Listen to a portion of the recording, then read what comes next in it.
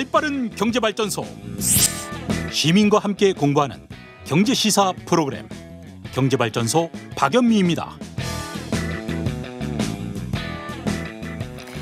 서민들이 안고 있는 문제를 현미경으로 들여다보고 대안을 모색해보는 시간입니다. 민생경제 현장. 오늘 3월 16일이니까 개강한 지 한 보름 됐나요? 그런데 등록금 논란은 여전합니다. 내가 인강 들으러 대학 온 게 아니다. 그런데 대학 등록금은 그대로 받는다고? 챗! 이런 분들 많으신데요. 민생경제연구소 안진걸 소장님 모시고 이 현장의 남자가 보는 등록금 문제 어떤지 알아보겠습니다. 안녕하세요. 네, 안녕하십니까. 네, 늘 발에 땀나는 남자 안진걸 소장님. 예. 올해도 대학이 인터넷 강의 많이 할 것 같거든요. 비대면 강의. 맞습니다. 그러니까 작년에도 거의 1년 동안 그렇게 했는데 등록금을 깎아준다는 얘기는 안 들리는 것 같아요. 예, 참으로 우리 대학가가 인색한데요. 우리 박연미 기자님의 경제발전소. 네. 박연미 기자님이 최근에 쓴 책 코로나 변화의 당하세를 당기다. 그러니까 세상이 많이 변하고 있습니다. 네. 하지만 대학이 참 안 변했는데 코로나 때문에 어쩔 수 없이 비대면 강의하는 방식으로만 바뀐 겁니다. 학생들이 학부모들이 너무 비싼 등록금을 내고 있는데 그들 주인 대접하고 교육의 주인 주체로 내세우는 변화가 동반되면 얼마나 좋겠습니까만 그런데 작년에 어쩔 수 없이 정말 갑자기 비대면 수업을 하게 됐거든요. 네. 근데 어떻게 비대면 수업을 하냐면 교수 학생들이 준비가 안 돼 있으니까 온라인 실시간 강의는 안 된 겁니다.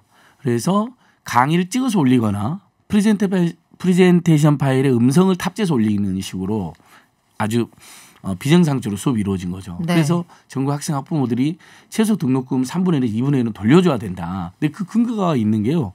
제가 상지대에서 오프라인 강의를 하고 네. 경희사이버대에서 온라인 강의를 해봤거든요. 우리 안 교수님 모시고 예. 대화 나누고 있네요. 이 경희사이버대는 이미 이 온라인 대학들은 사이버 강의 시스템이 잘 돼 있잖아요. 네.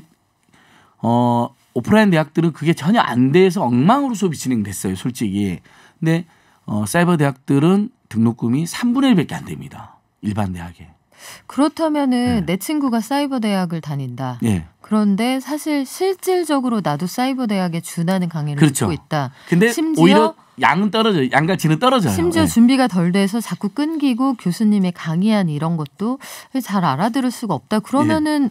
학생이나 학부모 입장에서는 불만이 나올 수밖에 없겠네요. 그래서 아니 온라인 대학보다 강의질도 떨어지는데 어떻게 등록금은 서너 배를 더 받는 거냐라는 비판이 쏟아져서 학생들이 계속 집회나 시위도 했었고 작년에요. 저도 현장에 여러 번 갔었고 뭐 연세대 앞에도 가고 뭐 저희 대학생들하고 네. 토론회도 하고 성공회도 가고 그랬던 기억이 나고요. 그다음에 온라인 대학보다 더 많이 받을 이유가 없다. 이제 이런 온성이 쏟아지면서 무려 대학생 4,000명이 작년에 집단 소송을 지금 제기해 놓은 상태입니다. 등록금 환불 소송 민변 변호사님들하고요. 아직 결론은 안 났는데 역사적으로 등록금 환불이 결정난 판례는 수원대학교가 있는데요. 사학비리가 워낙 심각하니까 거기에 이인수 전 총장의 사학비리는 뭐 상지대 사학비리랑 함께 네. 아주 유명했는데 지읒대학 말씀하시는 그렇죠. 거죠? 네. 예. 거기 이제 사돈이 또 조선일보 사장님이었고 네. 막 화제가 된 곳인데 거기서 학생들 1인당 90만 원을 등록금 환불해 주는 판례가 났습니다. 사학비리가 심각해서 교육 환경이 열악한데 전혀 등록금 제대로 투자하지 않았다는 이유만으로. 그러니까 지금 말씀하신 것처럼 그런 관련 설문조사 결과를 보면 4,100명한테 조사를 했더니 91% 이상이 등록금 반환해 주세요라고 했다는데 여기에 뭐 여러 가지 이유가 있겠죠. 제일 큰 게 비대면 수업을 한다는 거잖아요. 자, 원래 대학에 우리가 등록금을 넣을 때는 강의실 중심으로 학우들도 만나고 교수님도 만나고 화장실도 그 쓰고 예, 학교 밥도 먹고. 맞습니다. 네. 그 자리에서 뭐 수업 도중에도 피드백도 하고 끝나고도 교수님 뭐 이렇게 물어볼 수도 있고 네. 경우에 따라서 인생 상담도 할 수 있고 진로 상담도 할 수 있고 학회, 동아리, 학생회, 도서관 이런 게 유기적으로 움직이는 거잖아요. 강의실 안팎에서. 근데 이 모든 서비스가 중단된 것이거든요. 이 모든 상태가. 그래서 2020 학번은 굉장히 불행한 학번이 돼버린 겁니다. 아, 안타까워요. 예. 고등학교 졸업식 못했죠. 예. 입학식 못했죠. 뭐 새내기들 그 목고지도 못 갔죠. 예. 그렇게 1년 보냈는데 등록금은 제대로 낸다. 예. 좀 억울할 것 같긴 해요. 네. 이제 꽃가게들과 하회 농가까지 망했기 때문에 제가 4차 재난지원금에 그분들은 포함시켜야 된다는 이야기를 하고 있고요. 이제 그건 별개인데. 그래서 이제 4차 재난지원금 이야기가 나오니까 이제 자연스럽게 자, 그렇다면 작년에는 그래도 추경에 재난대책으로 1,000억 정도를 편성해서 대학들이 환불을 해줄 때 지원을 해준 겁니다. 네. 교육부에서요. 근데 1,000억이면 자, 전국의 대학생은 예전에는 구국이 강철대 뭐 전대협이나 한총련 시절에는 100만 학도라 그랬잖아요. 80년대 90년대는 지금은 대학생이 300만 명 가까이 되고요. 그중에서 매 학기 등록하는 학생이 실제 200만 명이 좀 넘습니다. 근데 1,000억이면 1인당 5만 원꼴입니다. 그래서 작년에 진짜 실제로 얼마나 등록금 돌려줬는지 보니까요. 2,200억 정도 돌려진 겁니다. 그러면 200만 명이 등록할 때 1인당 10만 원꼴만 돌려받은 겁니다. 그래요. 네, 그러니까 3분의 1 등록금이 지금 등록금 1,000만 원 시대라 해서 웬만한 수도권 대학이 등록금 800만 원에서 1,000만 원 사이거든요. 근데 실제 그 10만 원 정도 돌려줬으니까 학생 학부모들의 불만은 여전하고 네. 그래서 집단 소송이 계속되고 있는데 그 상태에서 올해 1학기를 맞이한 건데 다만 학생 학부모들이 보기에 올해 2학기는 좀 나아진 건 뭐냐면 작년엔 정말 준비가 서로 안 되니까 PPT 파일에 음성을 탑재하는 기능이 있거든요. 네. 그걸 슬라이드로 해가지고 올리는 거예요. 동영상 슬라이드로. 그러니까 사실상 동영상 강의라도 할 수도 없습니다.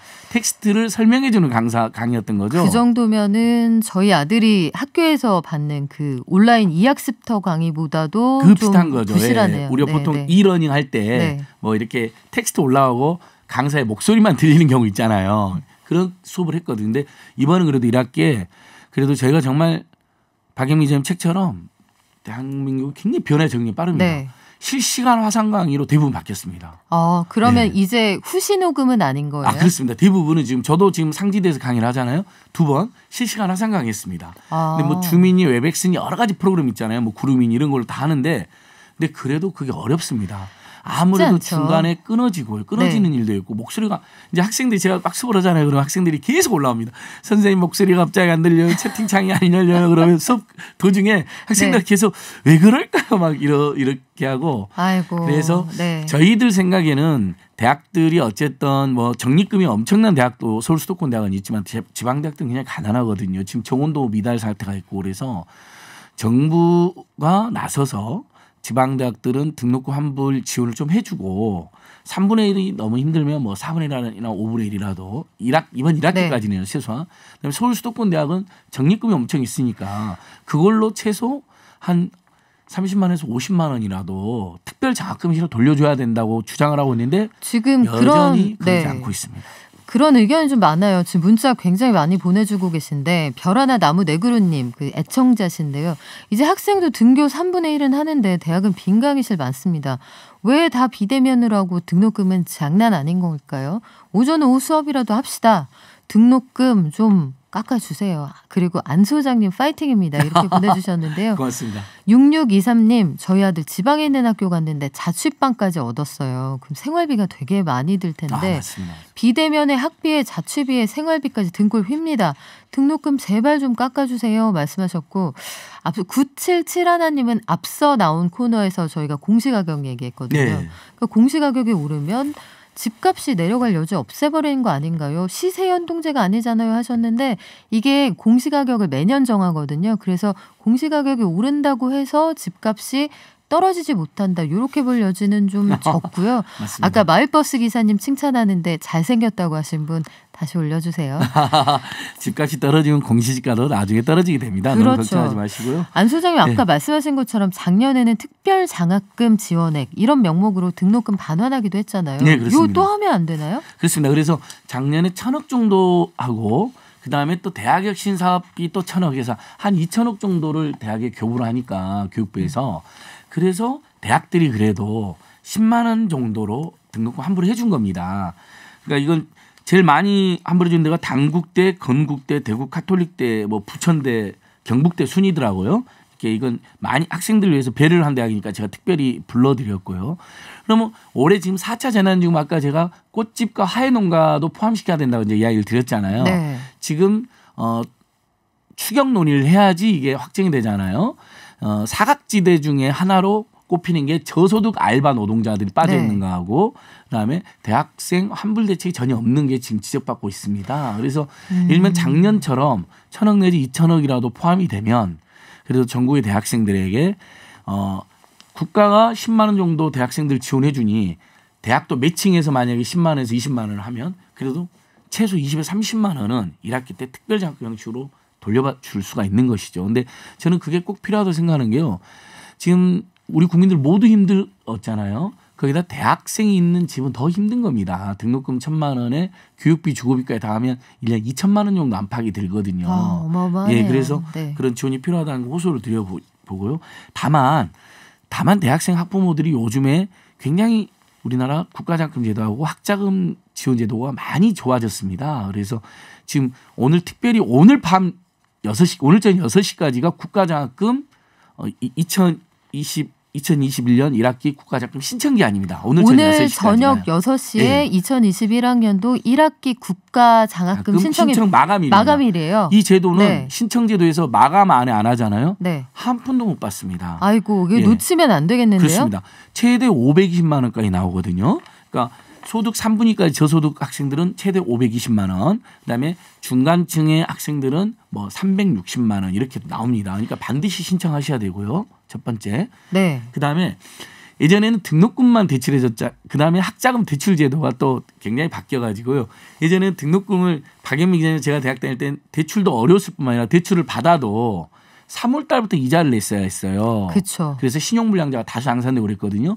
지금은 대학을 졸업해서 취업한 다음에 돈을 벌면 갚는 제도가 도입되어 있습니다. 합리적으로 바뀌었네요. 그 유명한 취업 후 학자금 상환제입니다. 그렇죠. 네. 취업 후에 학자금을 상환해야지 학교 다니면서 갚으라고 그러니까요. 하면 이거 갚느라고 살아생전에 졸업을 언제 합니까? 네. 그래서 이게 2011년도에 반값 등록금 투쟁이 전국적으로 있었거든요. 네. 그 성과가 2012년도에 생겼고 그때 고 박원순 서울시장이 서울시립 때는 아예 고지서에 반값 등록금을 실현해버리고 그다음에 전국 대학들은 국가장학금 제도가 도입되고 만약에 국가장학금을 못 받는 분이나 국가장학금을 받아도 부담이 되는 분들은 취업 후에 학자금을 빌려서 내는 것으로 제도 바뀌고 문재인 정부 들어서 잘한 거 뭐냐면 이 학자금 대출 이자율을 무려 많이 낮췄고 1.7%까지 떨어진 네. 겁니다. 근데 저희는 학자금 대출 이자는 무이자로 가야 된다. 최근에 조 바이든 대통령님은 막 줘.